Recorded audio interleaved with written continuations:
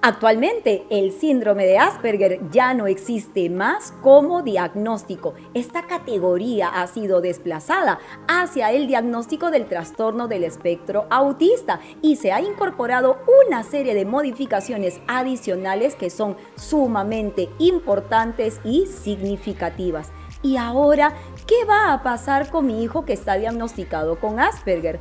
Tiene que ser llevado nuevamente a una evaluación.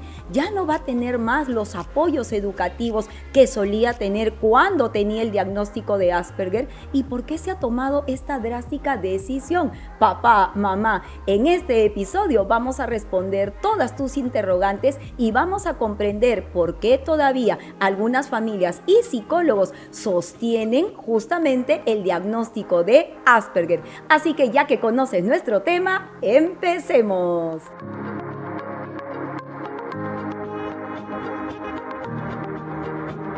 Muy buenos días, muy buenas tardes, muy buenas noches, papás, mamás, docentes que nos acompañan. Bienvenidos a Yo Te Escucho, el podcast de psicología, educación y coaching para empoderar a todos los padres y docentes que desean aprender más sobre la vida de sus hijos y sobre el TDAH, pues escuchando las experiencias vividas que van más allá de la teoría. Cada semana salimos para ti con un episodio todos los sábados a las 5 de la tarde por Facebook Live y YouTube Live y contaremos con invitados consagrados que desde su experiencia compartirán secretos y consejos para todos ustedes. Todo esto y más y mucho más en Yo Te Escucho, tu neuropodcast hecho con cerebro. Y si estás aquí por primera vez, te saluda Carla Bocanegra, neuroeducadora, tu coach TDAH con superpoderes, agradeciendo tu total fidelidad y sintonía cada sábado y esperando a que nos escribas y nos dejes tus comentarios y sobre todo tus preguntas de todo lo que te gustaría saber tanto por Facebook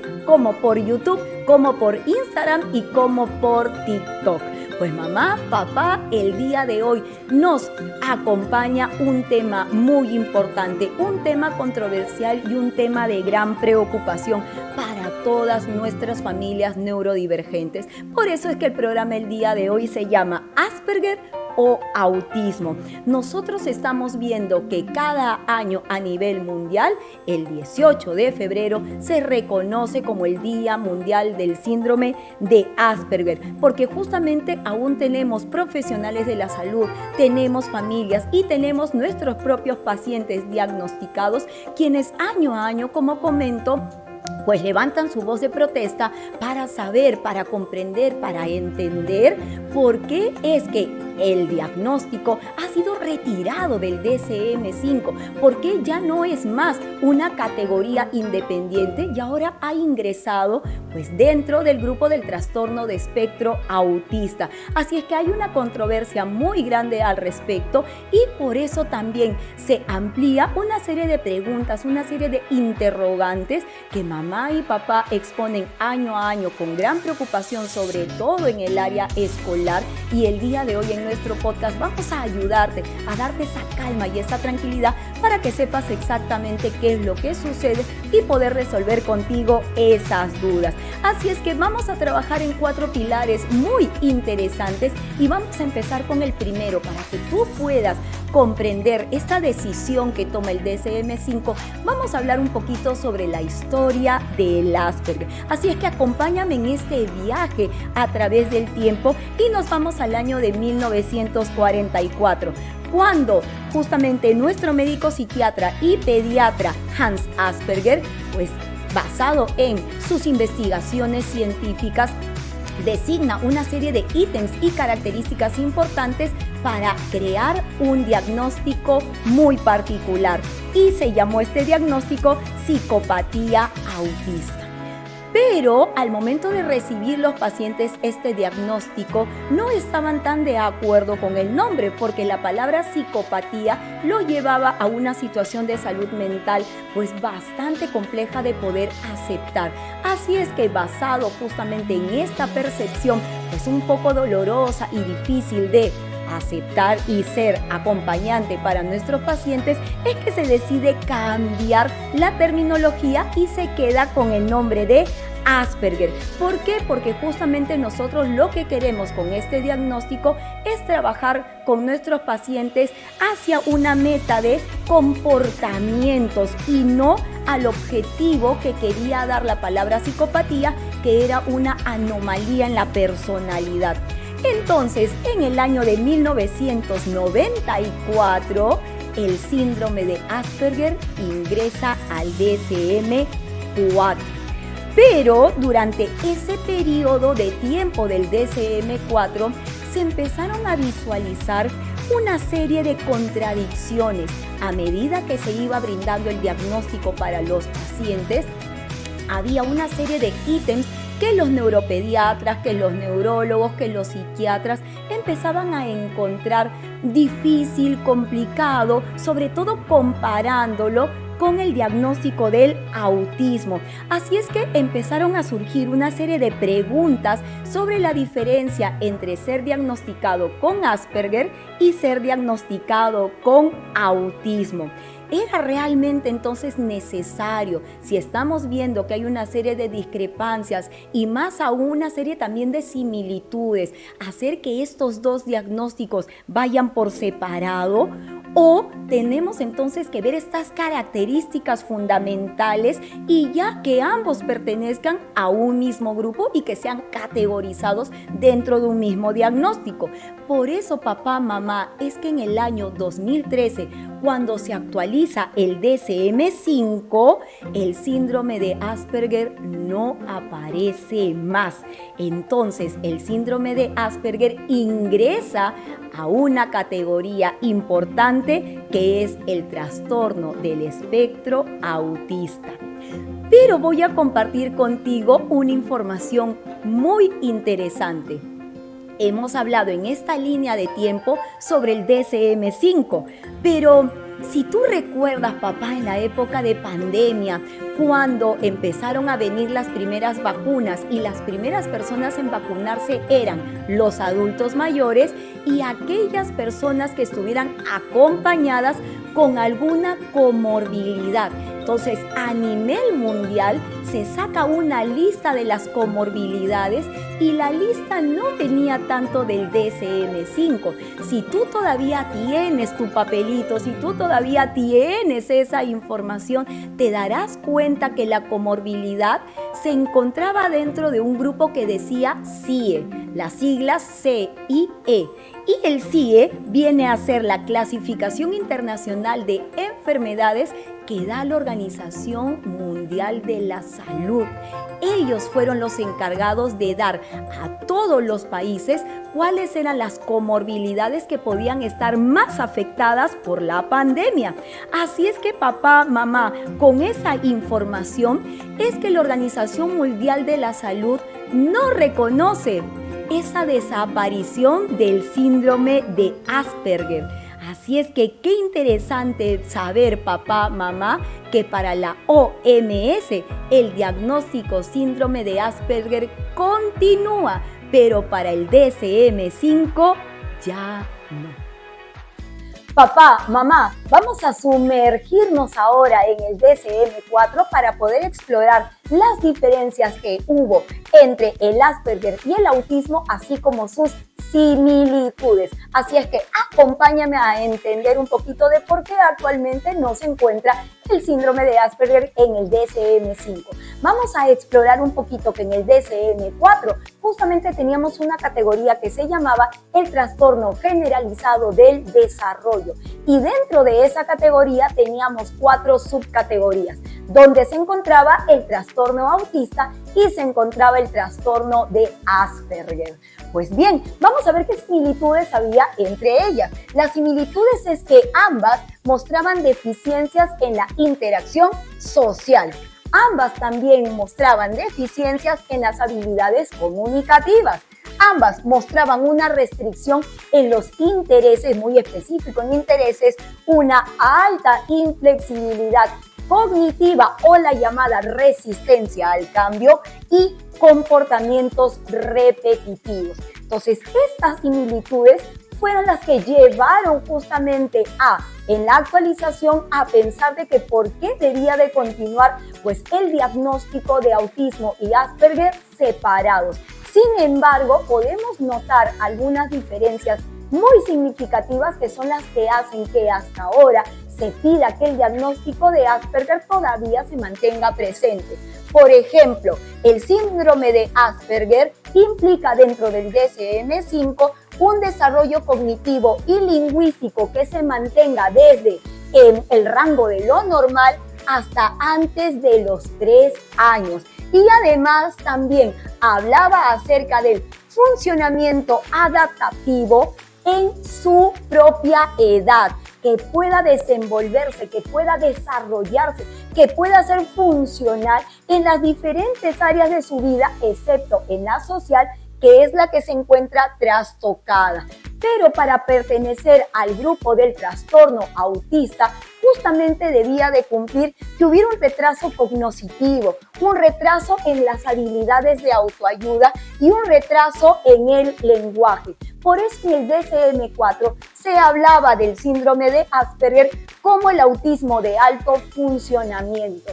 Y es aquí donde se origina el problema, porque los especialistas miraron justamente el diagnóstico del autismo y vieron entonces que se estaba dando muchísima prioridad al tema de los retrasos y que estos no eran de gran ayuda, porque en el DSM-5 no se encontraban los ítems específicos dentro del autismo para generar el desarrollo. Así es que papá, mamá, este es uno de los puntos importantes. Y vamos a continuar con nuestra siguiente pizarra para darte a conocer información acerca de lo que acontece pasando el DSM-5.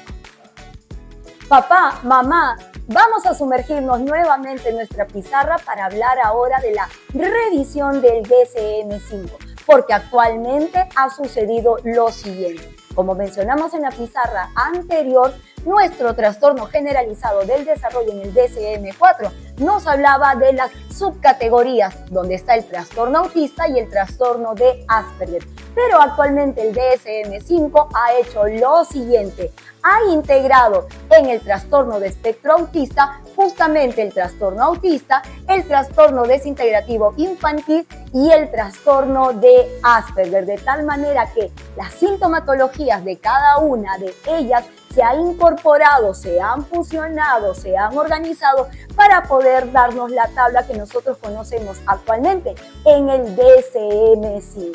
Así es que papá, mamá, es importante que puedas tener esta consideración y la lleves contigo para que puedas comprender cuáles serían los posibles beneficios que te daría el rediagnosticar nuevamente a tu hijo con Asperger para que pueda pertenecer al trastorno espectro autista. Así es que ahora que has comprendido lo que ha sucedido en el DSM-5, regresamos al set. ¿Qué tal la explicación de la pizarra? Sumamente concreta, bastante específica para que tú puedas justamente adquirir esa información que nos estaba faltando. Por eso es que ahora vamos a trabajar un poco en nuestro ítem de actualidad. Es decir, que actualmente nosotros ahora tenemos que ver de qué manera nuestro hijo con el diagnóstico de Asperger está ingresando al trastorno del espectro autista. Entonces, dentro del DSM-5 tenemos la categorización de nuestro trastorno espectro autista en 3 subcategorías, que los llamamos niveles, nivel 1, nivel 2 y nivel 3, por el grado de complejidad, por el grado de afectación en las habilidades. Y resolviendo tu pregunta, ¿dónde, Carla, va a estar entonces el diagnóstico de mi hijo Asperger? Se encuentra en la categoría del nivel 1. Así es que papá, mamá, sumamente importante que tú ya puedas tener esta información en cuenta. Y actualmente el DSM-5 y el CIE-10 pues siguen en esta pelea entrancada en que debemos de aceptar que el síndrome de Asperger sí tiene características propias, sí tiene características particulares que pueden marcar una diferencia muy importante con el trastorno del espectro autista. ¿Por qué? Porque justamente se da que en el síndrome de Asperger no hay un retraso general, no hay un retraso en el desarrollo del lenguaje, no hay un retraso en el desarrollo intelectual. Lo que sí es bastante evidente y de trabajo en nuestros chicos del trastorno de espectro autista, en nuestros chicos con autismo.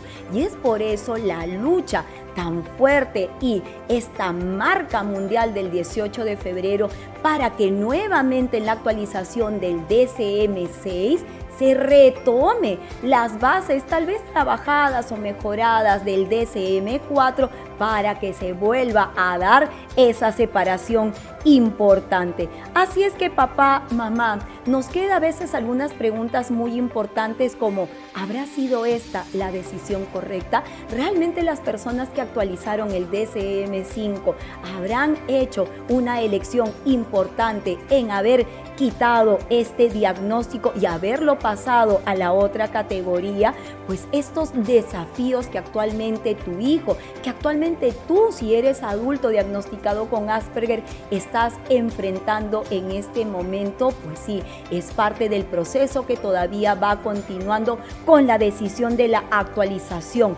¿Por qué? Porque las personas que están a favor de quedarse todavía con el diagnóstico alegan justamente que al no estar el síndrome de Asperger presente puede haber una pérdida en una identidad específica y el riesgo de una atención menos personalizada, ya sea en la etapa escolar, ya sea en la etapa universitaria, ya sea en tu etapa laboral y personal. Así es que lo importante de generar, de mantener el diagnóstico es que todavía podríamos estar también contribuyendo a estos procesos de inclusión de los que tanto luchamos, de los que tanto esperamos y a la comprensión de la diversidad que justamente nos enfrenta el diagnóstico del espectro autista. Papá, mamá, no nos hemos olvidado de todas las preguntas que han llegado a nosotros durante toda esta semana y los vamos a poner en este momento a tu disposición. Entonces, ¿qué significa, Carla, si yo hago este cambio, que mi hijo pase de un diagnóstico de autismo para poder cambiar el diagnóstico de Asperger? Entonces significa que tu hijo va a seguir teniendo sus características propias, va a seguir teniendo su identidad, pero se asume, se marca con el diagnóstico TEA que tu hijo está presentando dificultades en la comunicación social, patrones de comportamiento repetitivos o restringidos, una sensibilidad sensorial atípica. Entonces, esto es lo que incluiría dentro de la información en el cambio de Asperger a autismo. ¿Afecta, Carla, de alguna manera el cambio de diagnóstico en el tratamiento o la intervención para mi hijo? No necesariamente tiene que ser así.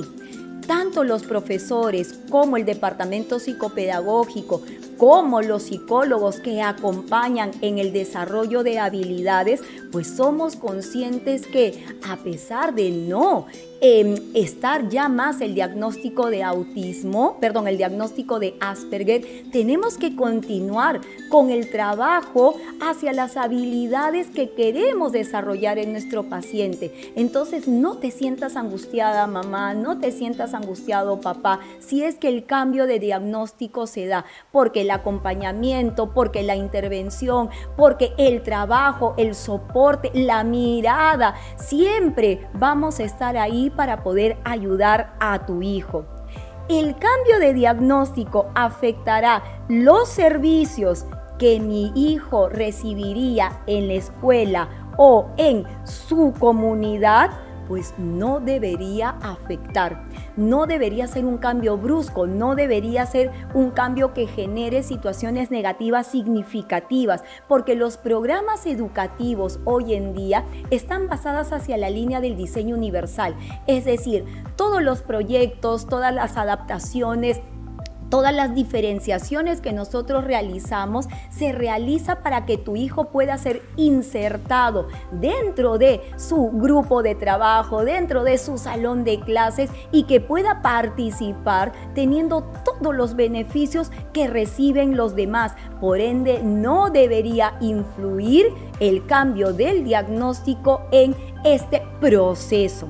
Otra pregunta también que nos hacen llegar es: ¿qué puedo hacer como padre, como madre, para apoyar a mi hijo ahora que ha recibido este diagnóstico de TEA? Pues lo primero que hay que hacer para poder apoyar a tu hijo es que tú puedas estar con más información, que puedas leer un poco más, que puedas actualizarte un poco más sobre lo que ahora implica el trastorno del espectro autista. De esa manera vas a poder generar una mejor intervención en tu hijo, porque recuerda que ahora las intervenciones van a estar más alineadas al diagnóstico TEA, sin dejar este acompañamiento, sin dejar esta intervención.